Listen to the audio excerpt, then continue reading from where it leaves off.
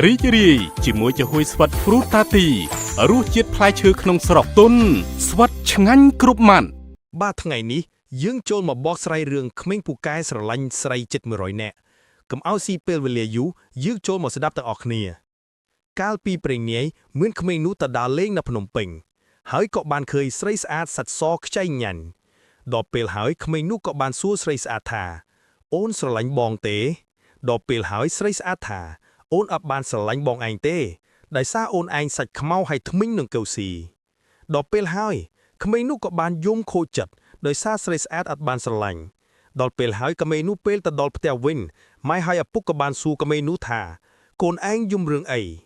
ដល់ពេលហើយក្មេងនោះក៏បានប្រាប់ថាខ្ញុំស្រឡាញ់ស្រីស្អាតហើយស្រីស្អាតមិនបានស្រឡាញ់ខ្ញុំទេដោយសារខ្ញុំសាច់ខ្មៅហើយធ្មេញនឹងកៅស៊ី